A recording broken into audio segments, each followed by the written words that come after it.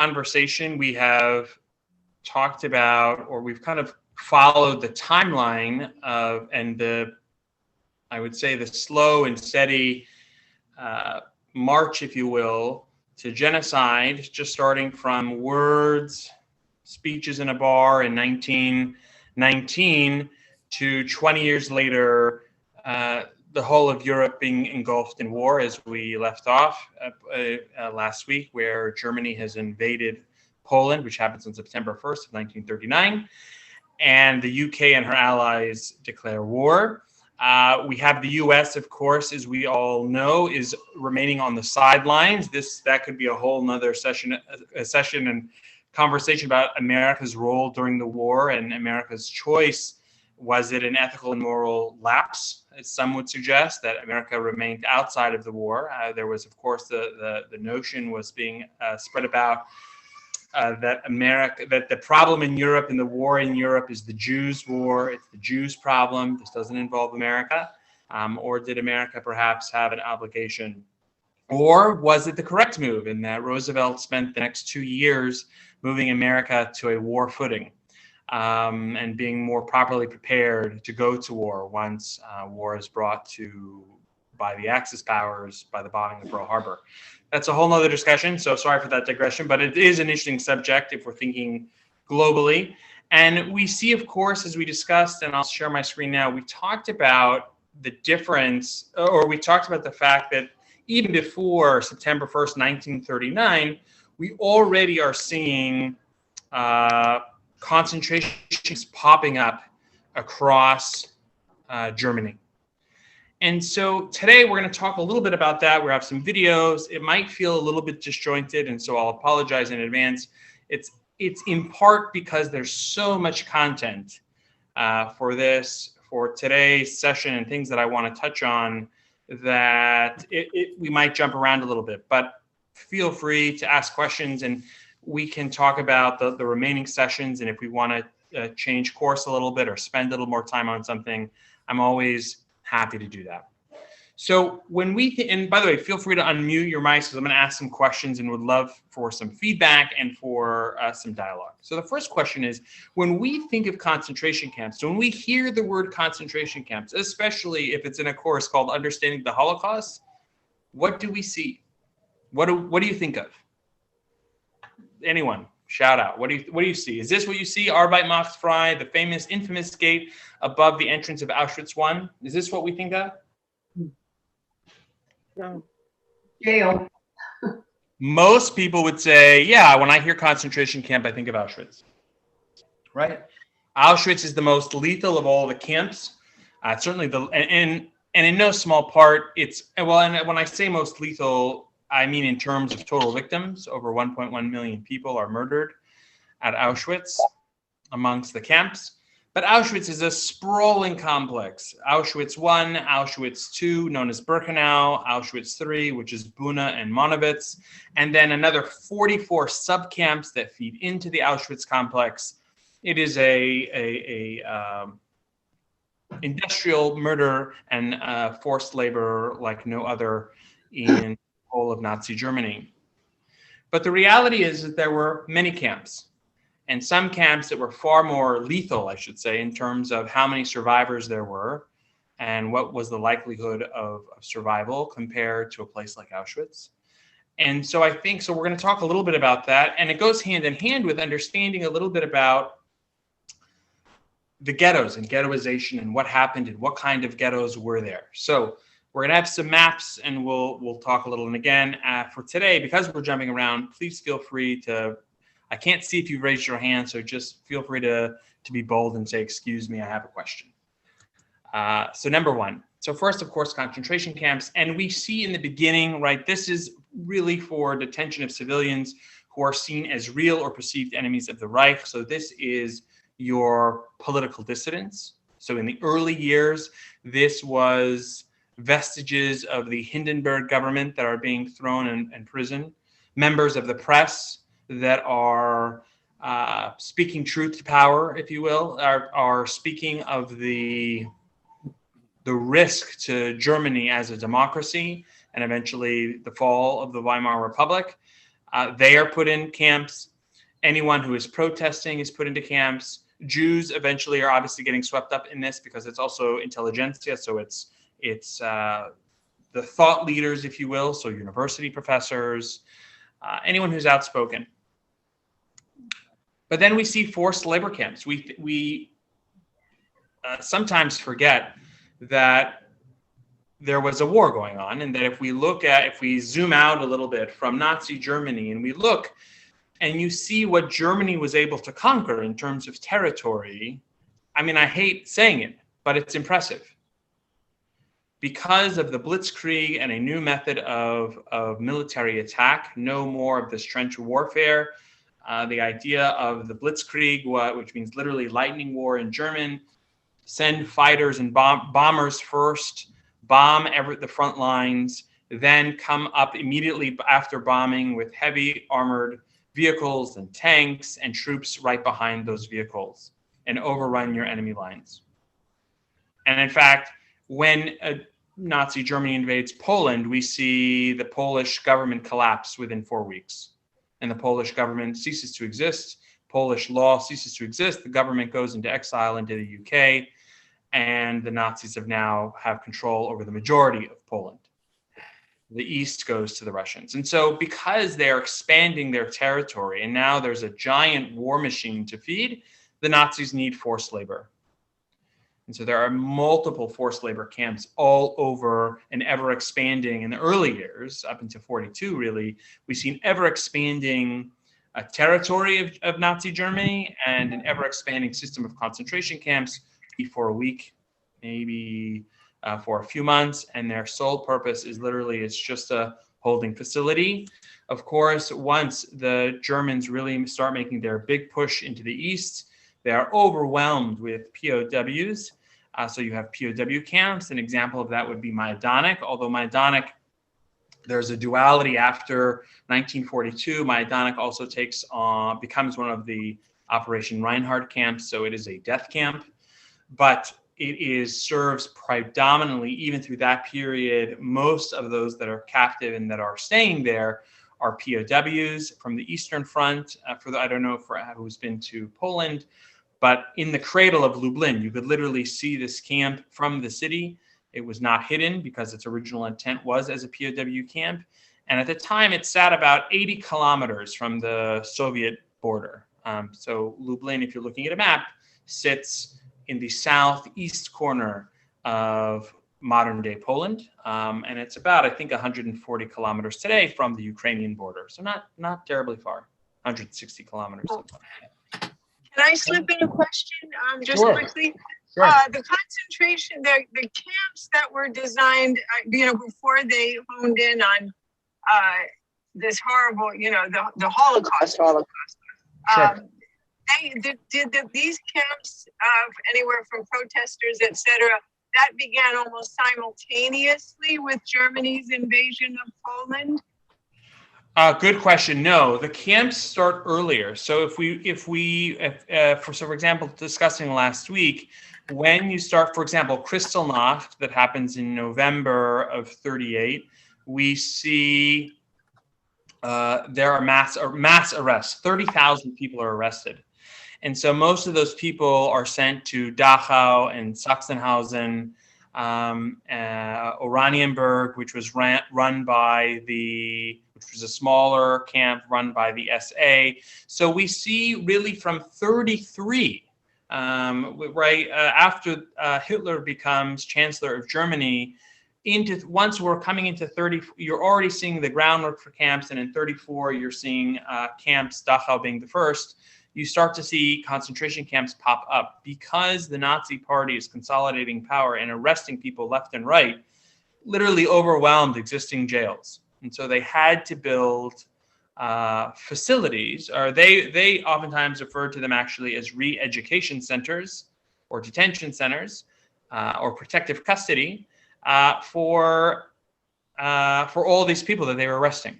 So it doesn't coincide with the invasion. What coincides with the invasion of Poland is that's when we really see forced labor camps, and also that coincides with the ghettoization of Jews in the East, also to an extent in Germany, but not really there, because the Jews of Germany, because Germany still exists under a system of laws, those Jews are actually moved out in many cases to the East. And we see, so for example, when I mentioned that the Polish government falls a month after invasion, the very first ghetto in Poland opens in October of 1939. And then, of course, we have killing centers. So this is post-1942. We have Operation Reinhardt.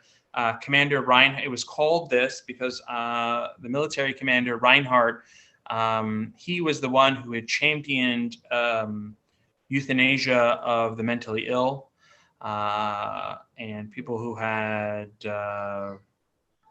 congenital diseases, and he was deemed a success in murdering those in hospitals for the disabled and mentally ill. And so he was in charge of moving to the final solution of mass murder on an industrial scale. And so we have the Reinhardt camps, which are Belzec, Sobibor, Chelmno, Auschwitz, and Treblinka. And Majdanek, and these are the types of camps. So here's a map, goes perhaps a little bit to your question. So 1939, before the war, these are the camps that exist in Nazi Germany. And you can see the borders. So we don't see that many, right? We see seven camps spread across the country. And there are some smaller detention centers, but not really. The small detention centers that exist really are intermediate, because the goal is to send everyone to a camp. The reason being is that Dachau and Sachsenhausen, which is right outside of Berlin, become the model camps that the SS will base all future concentration camps on, including extermination camps to an extent. But based on everything from design, how they're built, how they're staffed, how prisoners are managed. Ravensbrück, which is just to the north of Sachsenhausen, becomes the model training facility for female Nazi guards, who are some of the most brutal. There is a great book by a phenomenal professor that I'm happy to call a friend, Wendy Lowe, who teaches out in Claremont, and she has a book called Hitler's Furies, and talks about the role of women in the SS and in camps. It's a kind of it's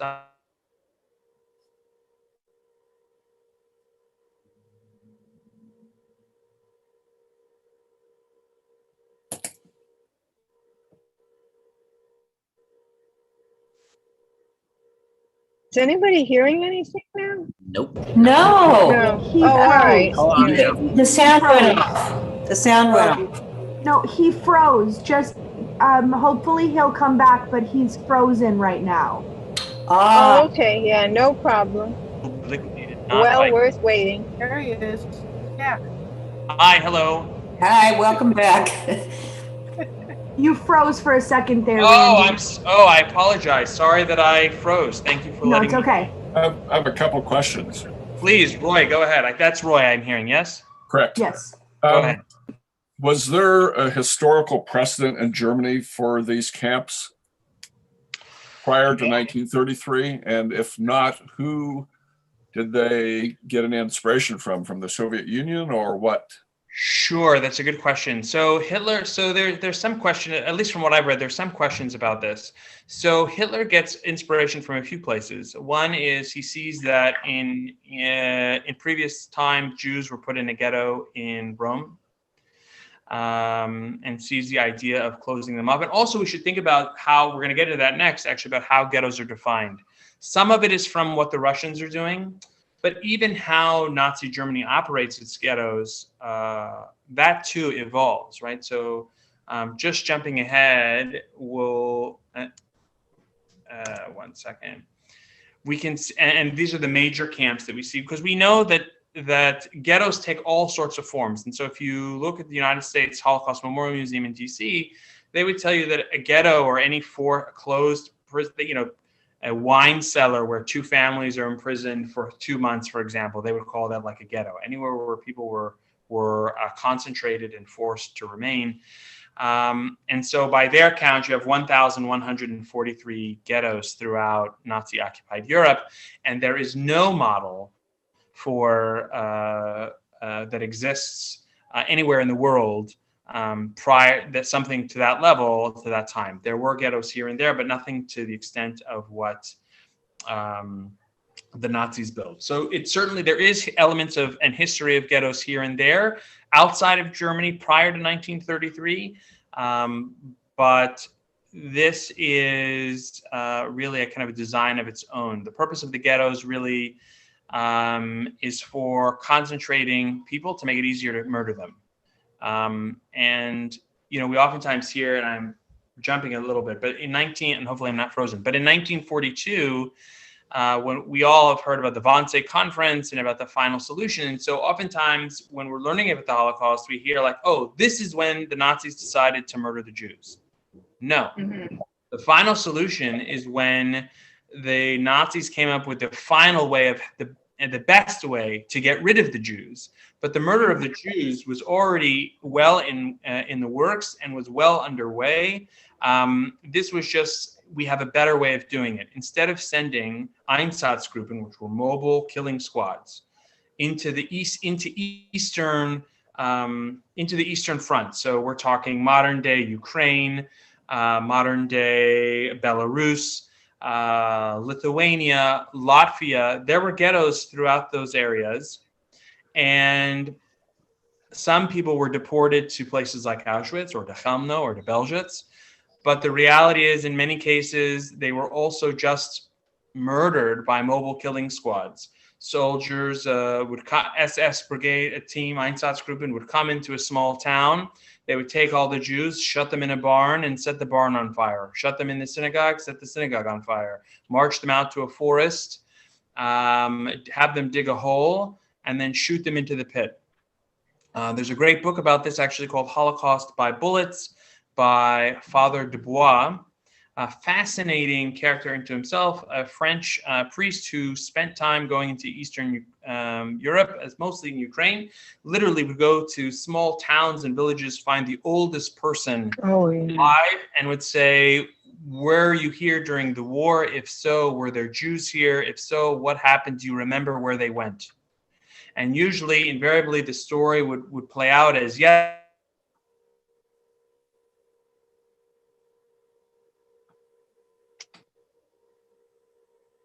Is he frozen again? I have no audio. Yes, he's frozen again. You're frozen.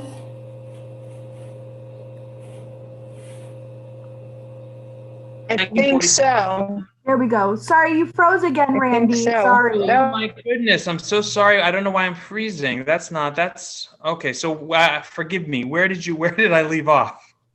With the French priest. Got it.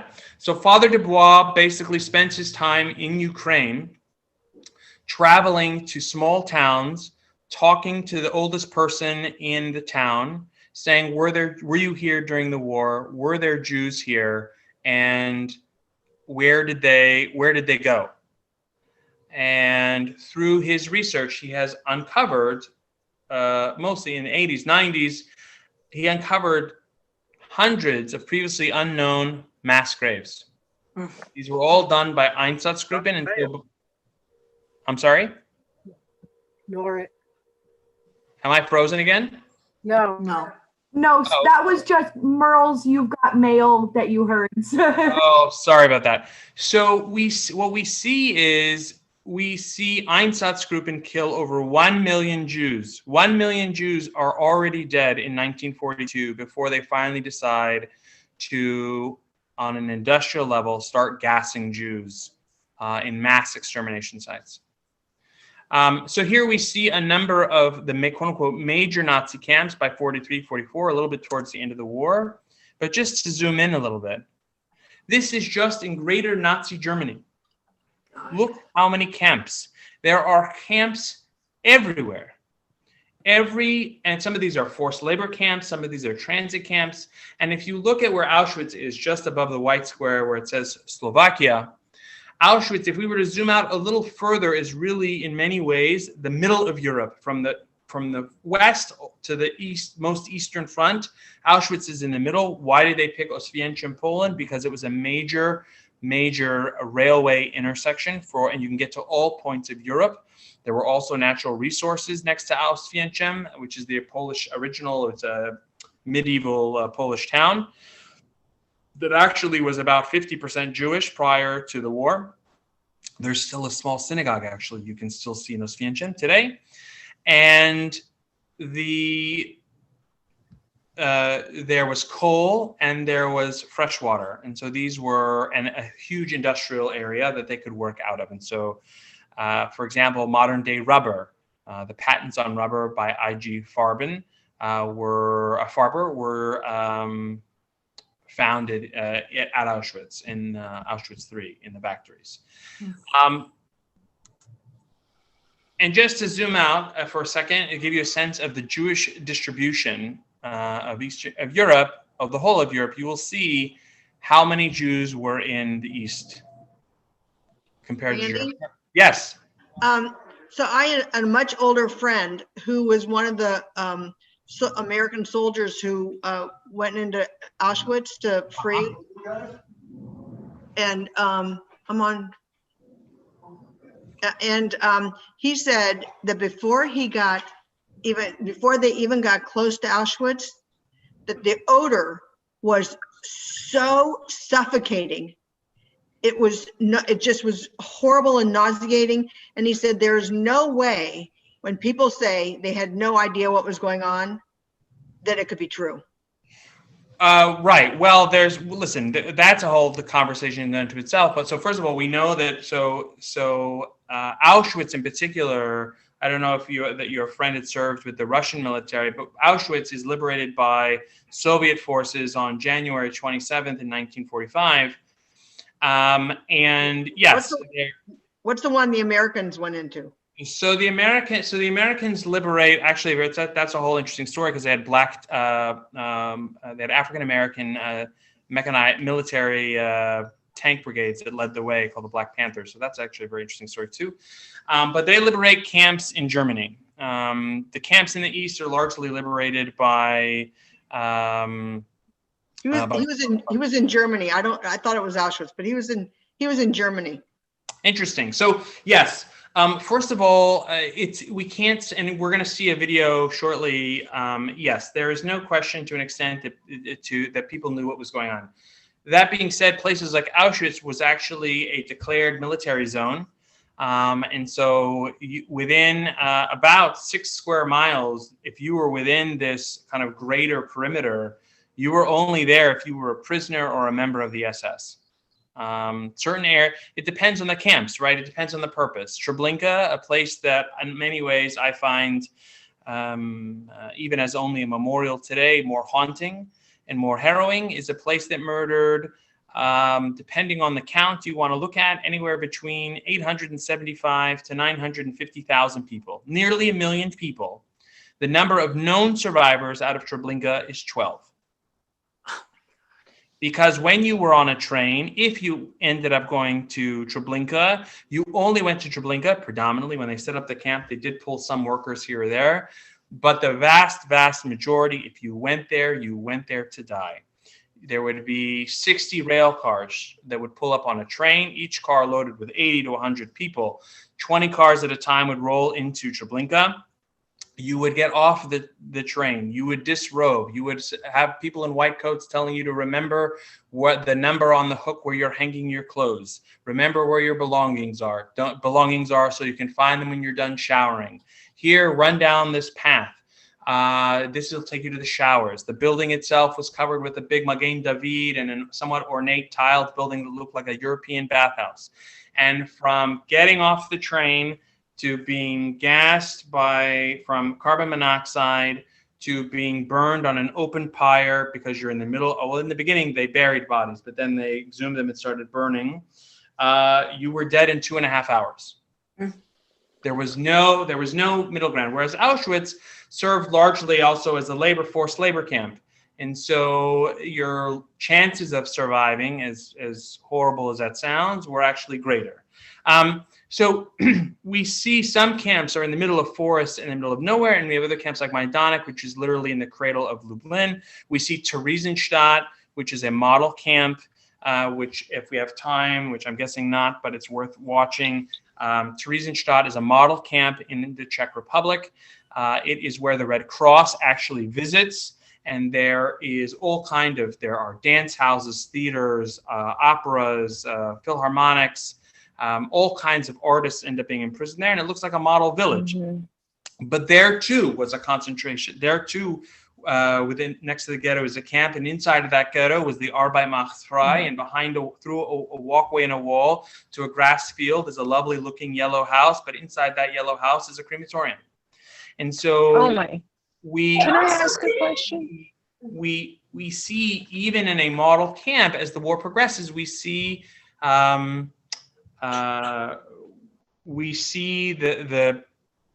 thrust and reason behind all of this is, first and foremost, I'm a believer that it was in fact to murder the Jews. Yes, there are Sinti and Roma and some Catholics, and there are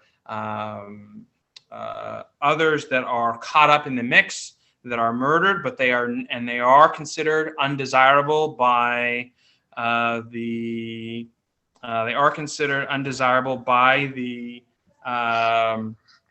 Nazis. They are nevertheless not a primary target. So we'll get into question about Theresienstadt. Sure. You know, they said the Red Cross went in there and inspected it. It was the model camp, excuse me, and all that. I went to see it. The water was never connected. The Red Cross didn't really inspect it. And that was a whole other story. They could have brought back stories, and they didn't. Well, the truth is that the question becomes, forgive me, I'm closing my door because my son almost Zoom bombed us. The question becomes, you know, there's a very famous story that Roosevelt receives a visitor. His name escapes me. I'll either Google it or it'll come to me while we're speaking, and tells there are stories coming to the highest levels of government. That's right. This is what's happening. And as Elie Wiesel puts it, he said, you know, if I tell you, you won't believe it. Right. You can't believe it. And if I tell you, if I showed you, you still wouldn't believe it. And there was a type of denial, but it also brings me back to saying, how involved do we stand up for cause when we see atrocities? You know, Uyghur Muslims in China are in concentration camps. The Yazidi Christians, which are ancient Christians, could someone from Syria who is a Yazidi Christian come before and stand on the floor of the United Nations and say, where were you while my people were being butchered? And the answer is yes, because the world turned largely a blind eye. And so it's less, in my opinion, about what did we know or not know, and how honest were we, and more of why did we choose to make the choices we made? Because we took an easier path. And this is the same question. In some ways, for those even there, it becomes a question of choiceless choice. The picture that you're seeing on the screen is a warning, both in German and in Polish. These signs pop up everywhere throughout the general government, because once Poland falls, Poland ceases to exist. It becomes known as the general government. It is overseen by a guy by the name of Hans Frank. He becomes the governor, if you will, for the general government. He establishes the seat of Nazi power in Krakow, and these signs immediately go up everywhere that are warnings that if you collaborate or try to help a Jew, the penalty is death. And so, go ahead. Just wanted to ask, because that's right on that topic. What I wondered is, the building of the crematoriums, and that's all factory knowledge and all of that. It would seem like the greatest amount of work that would have to have been done was, how do you convince a people, not the Jews, but the Germans, the Polish, to go along with it? What had to happen? Did they have any kind of psychological? Well, I don't know how to explain it. yeah, Because they were anti-Semites a long time To ago. begin with. Yeah, Absolutely. I would say a few things. I would say, number one, there is, of course, historic anti-Semitism that is raging during this period of world history. So that's number one. Number two, I would say that if you're being constantly fed information in terms of Germany, that these people are less than human, that goes a long way. So the vilification of the other, really. The other is in terms of so the Polish army does in fact try to mount a defense and falls flat on its face. But I will tell you that partisan groups, Poland and Ukraine specifically, have some of the most prolific partisan groups fighting, underground, that are fighting against the Nazis. But there is outright anti-Semitism, and the Nazis knew how to play on that. Because I will put to you, it becomes a choiceless choice. We all on this call most likely would like to wax philosophical that, God forbid, if anything ever like this happened, that we saw our neighbor being dragged out of their home because of some perceived slight or because of outward and laid bare bigotry and racism, that we would stand up to help them. I have news for you. I'm not so sure if that's true, especially if we knew in black and white that the penalty for helping was death, not only of yourself, but of your family. I really came to understand this in greater detail for myself when I became a father. I have two darling children, a 4.5-year-old son and an almost 2-year-old daughter. I am hardwired as a parent, as most parents are.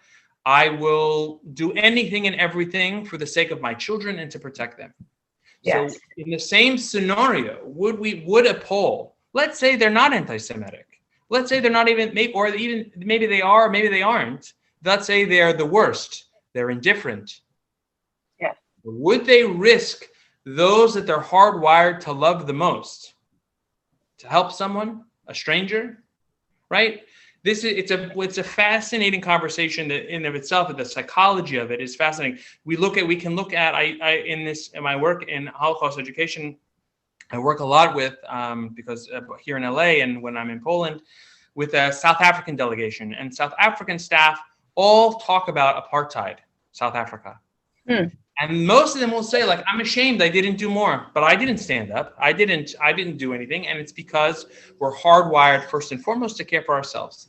And so this is what leads also to how you get people to go along. Now, types of ghettos that we see that also proliferate and pop up everywhere are 3 types. They all kind of eventually get to destruction ghettos, but they start off as open ghettos. These are just general areas. There's no walls, there's no fences. This is the Jewish district, and you can come and go. And many of the open ghettos are in the beginning because they're just establishing them. They're still bringing people in, moving them in.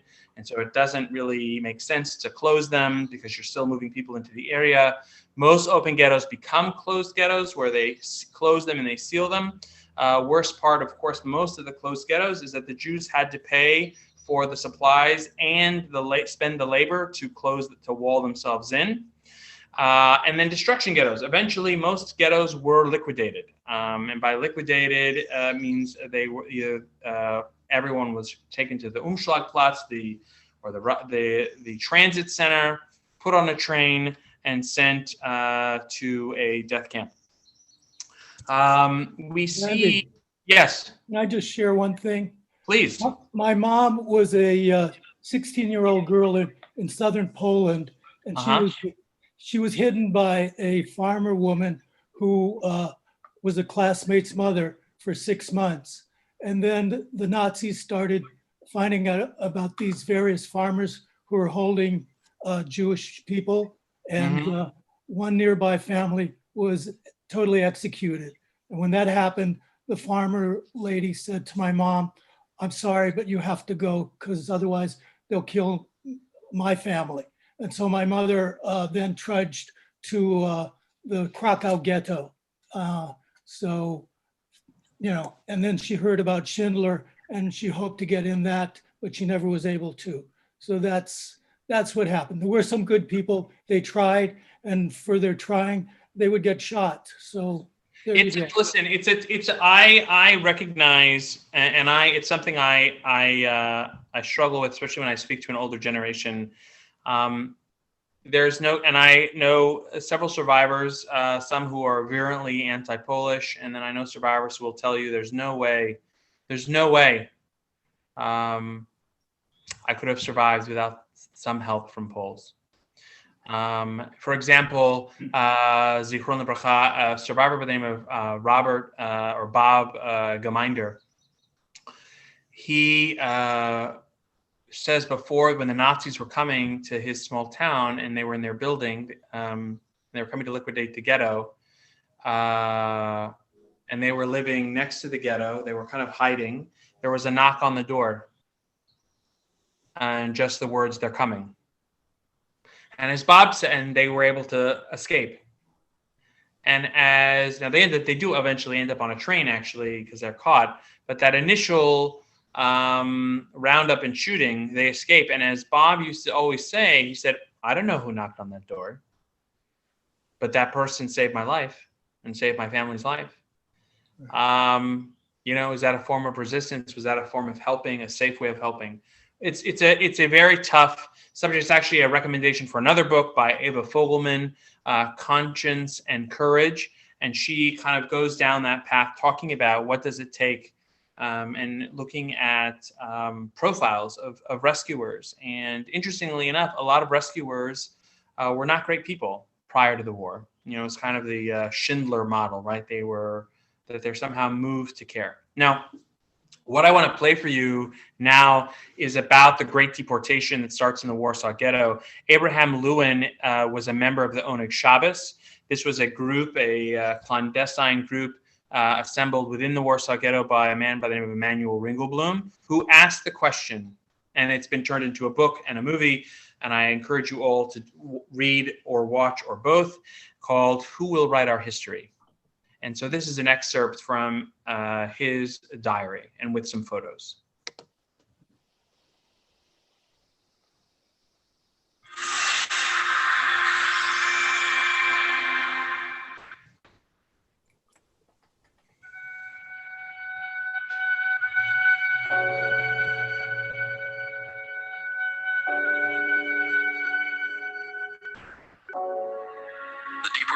Marks a new period in the history of Warsaw Jewry, affecting also the nature of the Oneg Shabbos work.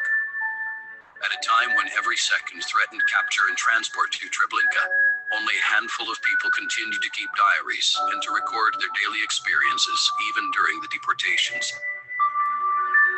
A valuable document is the diary of Avraham Levin. Every sentence is measured.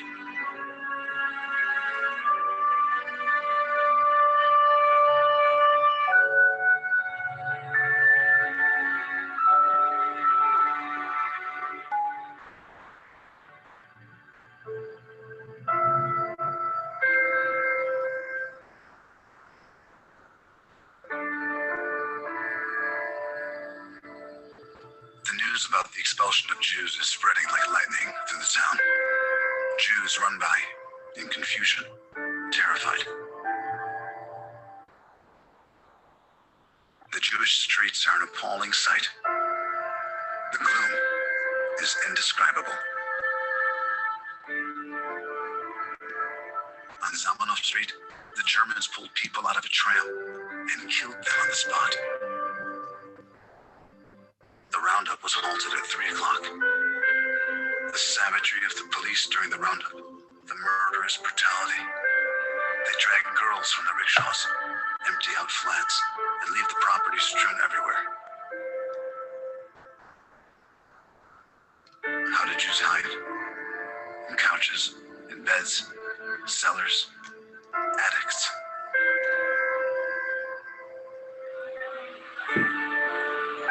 6 on the street, 99 victims. Today, 12,000 murders. The violence of the police, the breakup of families. Vendrovsky Polo. It hurts so much Only the workers in the workshops seemed to still be safe. A meeting of Oinek Shabbos, its tragic character. They discussed the question of ownership and the transfer of the archive to America, to the Evo, if we all die. It's a wonder that people can endure so much suffering, living the whole day on a knife edge between life and death, and clinging with all their might to life in the hope that they may be among the 10 survivors. Early this morning, the Germans and the rioters spread through the ghetto. In the course of 5 minutes, they drove out all the occupants on Gensha Street, between Zamenhof and Lubiechka Streets. They paid no attention to papers. Eclipse of the sun. Universal blackness. My Luba was taken away. I have no words to describe my desolation. I have to go after her, to die, but I have no strength to take such a step. I will never be consoled as long as I live, to fall into the hands of such pushers.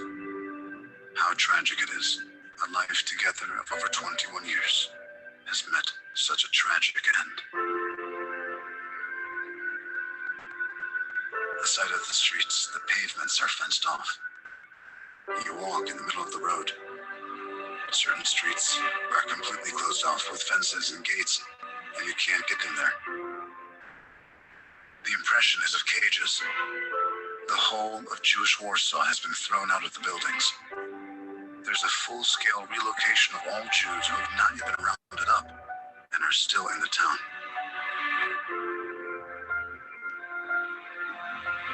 The pain because of the loss of Luba is becoming more intense. My soul can find no peace for not having gone after her when she was in danger, even though I could have also disappeared and Aura would have been left an orphan. There's talk of a second front in France and Holland. If these things had happened 4 or 5 weeks ago, perhaps we would have been saved from the catastrophe.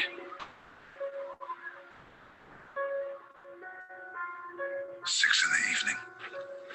Jewish policemen have returned from the town and said that the action is continuing. So, all our hopes that the bloody action has ceased now have been swept away. How will we survive? How will we be able to bear it? People talk of the special danger that now threatens children. A terrible dread seizes me when I think of the fate of Aura. She has no documents and is in danger. Since Friday, no news reaches us from the other side of the wall. The terrible appearance of the streets, transformed into an Unschlagplatz. The crowds of Jews with packs in their backs, streaming through the streets of the ghetto. Everyone is camped out on the street. The Svesha family has perished. He gave himself up after seeing how his wife and 2 children were taken. Initially, he went with us to Geisha Street. Later, he went back, gave himself up, and was sent away. I feel a great compassion and admiration for this straightforward person. We tremble at every noise and shot that comes from the street. Today is the 52nd day in the greatest and most terrible slaughter in history. We are the tiny remnants of the greatest Jewish community in the world. A Jew has returned to our workshop who worked as a grave digger in Treblinka. According to what he said, not only Jews from Warsaw and of the Gubernia are being exterminated in Treblinka, but Jews from all over Europe, from France, Belgium, Holland, among others. Those who are far away cannot imagine our bitter situation. They will not understand and will not believe that day after day, thousands of men, women, and children, innocent of any crime, were taken to their death. Almighty God, why did this happen?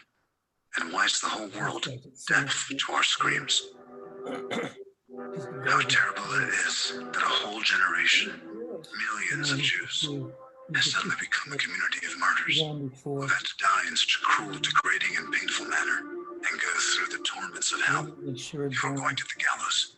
Earth, do not cover our blood and do not keep silent, so that our blood will cry out until the ends of time and demand revenge for this crime that has no parallel in our history and in the whole of human history.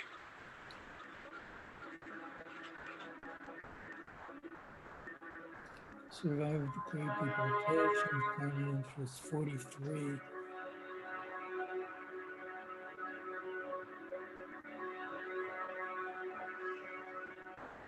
Some have been captured.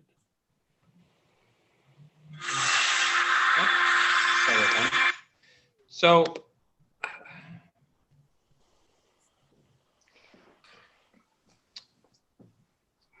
It's breaking up today. the next thing I want to show you, but first, is that when we think about the Holocaust, we oftentimes have this, we're able to look through the lens of something that's black and white, something that feels distant. And we're somewhat removed by watching something in black and white versus the reality of if we just look up from the screen and look out our window, the world is in color. And so we've talked a lot about figures, and this was an example, dates, numbers, and we've just heard of a diary entry. I wanted to go down the path of trying to also move us to look at this from a very personal and different light. And so, presuming you're like me, you have a phone and you take pictures and you take videos or you watch videos and we see things in color, and it makes it more personal. And during this period of history, the advent of color film exists. Not used that often, but it is used. And so with that, I wanted to give you another look now at the Warsaw Ghetto. And we'll spend a minute afterwards. That's the wrong one, sorry. Oh, no, this is right, sorry, this is right.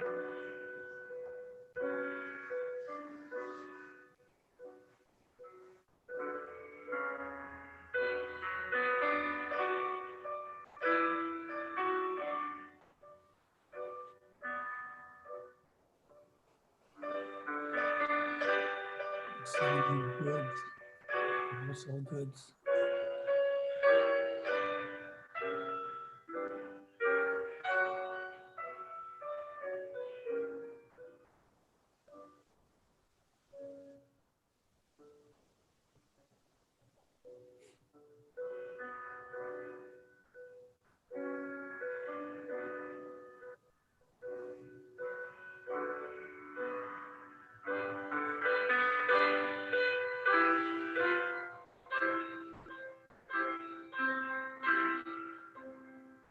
Dying from hunger.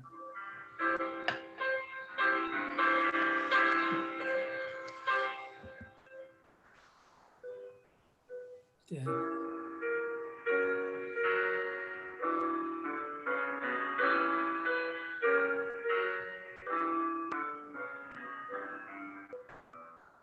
Malnutrition.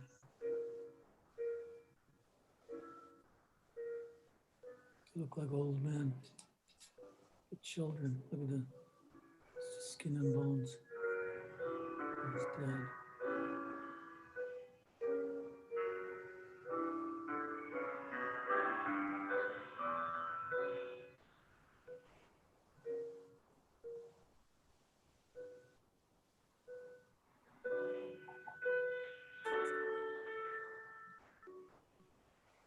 I don't know, I remember as a child, I would ask my father, why didn't you at least try to kill some of them?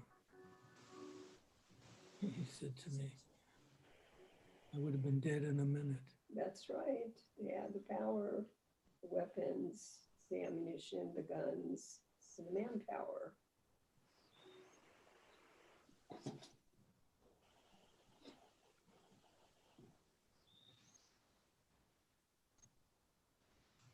So you hope to survive, and in surviving, There's death all around you, or you're like, are you a participant? You might ask yourself, who made these videos? Of some kind. Yeah.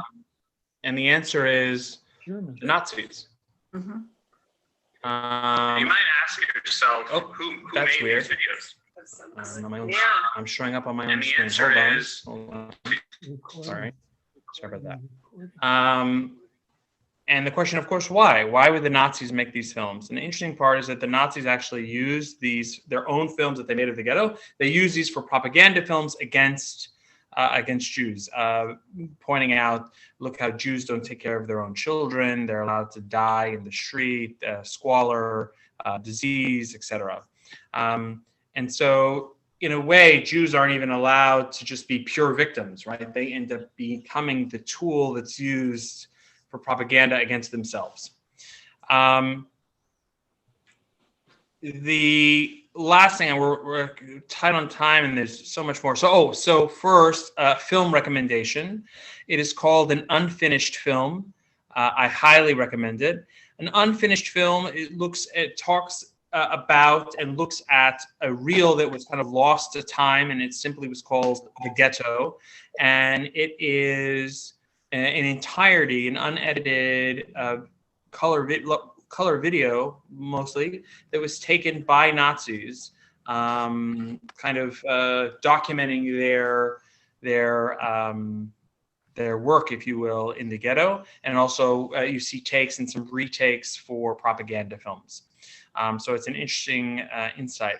The last thing, just because I think it's important, and next week we're going to talk about what does it mean to resist, and how do we understand resistance. I wanted to share, of course, it looks like I have to pull it up again. One sec, I apologize. I think that might have been Chopin in the background. If anybody could confirm that, because that would have been so appropriate. Because wasn't he from Poland? Mhm. He was, yes. I believe that So, was Chopin. yeah. Perfect choice. So so let me pull this last thing I want to share with you. Actually, I guess do this one. Is that it, our class of 10? So as next week, as one of the things that I hope that we will talk about is how we understand resistance, and what that is. I wanted to close with one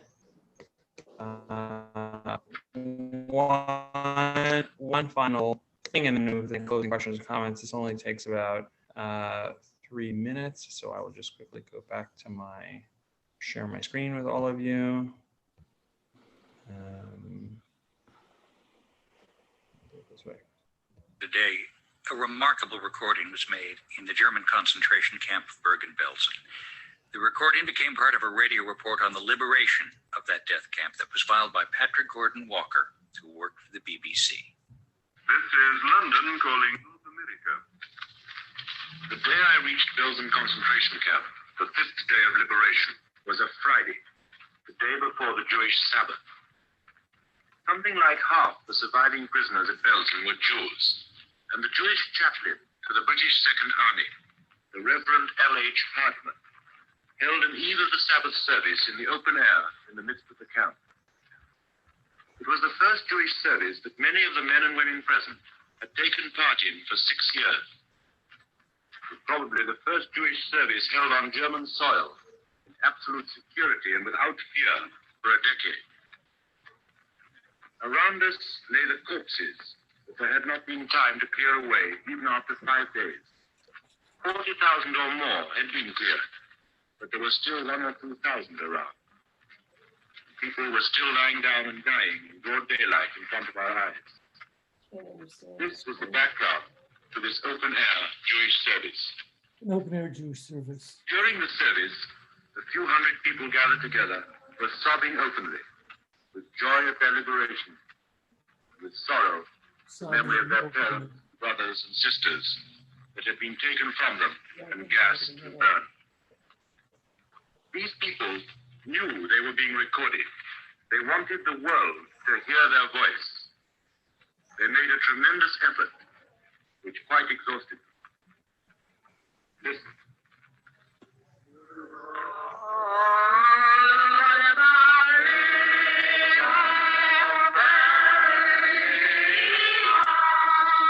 Oh.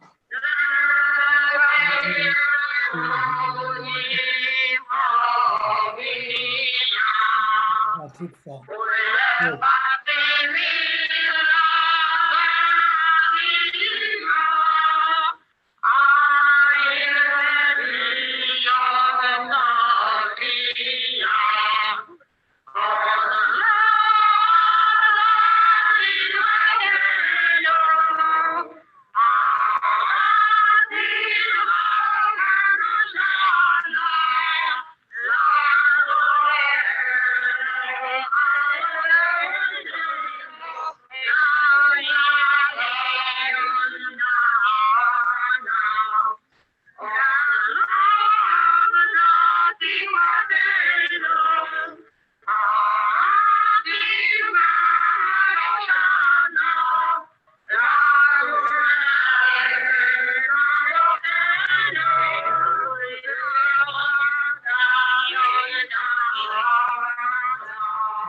Am Yisrael Chai, the children of Israel still liveth.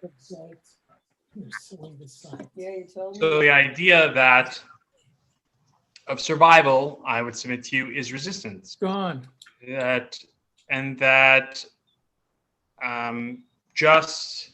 Also, as a side interesting point, of course, that Hatikva existed and was written prior to the founding of the State of Israel. But what does it mean to resist? What did it mean to fight back? And the notion that Jews were led like lamb to the slaughter, I would argue, is not fair to those that were alive during that time. Some did physically fight, and some fought by staying alive.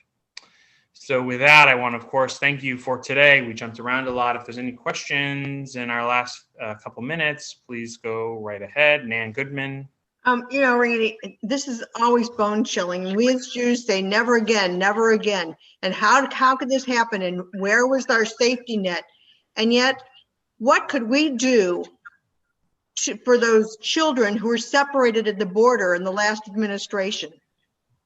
I mean, it was so chilling to me and made me so angry because we say never again, and here it was in our backyard. It was in our own state. It was a 2-hour drive from here. And what could we do? We could do nothing, right? I mean, I think the short answer to that is we could have, as a people, we could have voted differently. And it also just shows you the power of if we don't vote, if we don't advocate, if we don't speak up, right? As my parents used to say, and even after I have said up to the last election, I said, hopefully, or not the last one, the election before, that if anything, hopefully next time around, it would teach people that there is consequences to how we vote. But on immediate, this is more immediate. These are kids. Correct. No. I agree with you. And you can't wait for an election cycle. You're right. I agree. And the question, and listen, we shout never again. Some would argue we shouted so loudly and impassioned because we know that in a way it's a lie, because it does happen again. Maybe not in the same way, maybe not in the same form, but ripple effects or echoes of the past, sure. They're not, unfortunately, for me personally, I don't think that they're gone. And we have to just try and fight them through how we vote, how we advocate for things, where we spend our money, what are we, the groups we're part of, and do we speak out, and do we have a voice? Are there any other, it's now 1:01, I want to be conscious of your time. I do want to thank all of you for coming again. We're going to talk a lot about resistance and what that looked like during the war. So next week, so we'll be looking, of course, at the Warsaw Ghetto Uprising and the other ghetto uprisings and uprisings in places like Auschwitz and, of course, Sobibor, and actually in many places. So I look forward to hopefully seeing all of you again next week. Are there any other final thoughts, comments, questions? I have a question. Yes. Do you know what camp was in Minsk, Poland? What camp was closest? I'd have to look at a map. That's a good question. That's probably most quickly answered by, did you have family from Minsk? Is that the? My grandfather, according to Yad Vashem, he died in Minsk. Well, there was a ghetto in Minsk, so most of the Jews, I'm just looking at a map. Most of the Jews there, the vast majority, right, are murdered by Einsatzgruppen.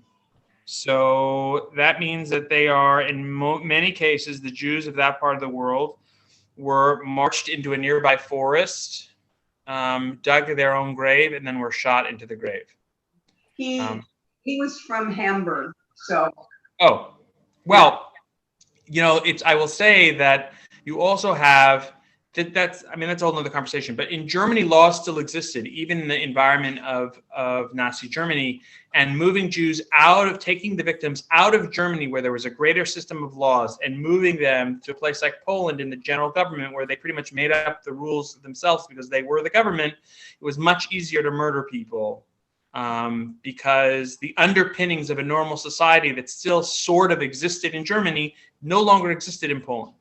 And in fact, we even see that where governments actually fell and the German became the government versus governments that kind of remained in power. Like we look at the Vichy French, not that they were so hot or great by any stretch, or the Hungarian government that's aligned with the Nazis and tries to protect their Jewish population, at least initially, although locks them up.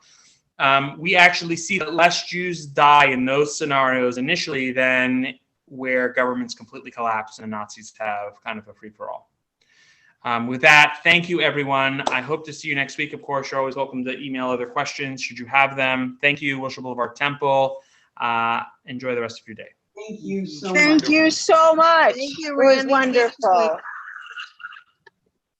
Thank you so much.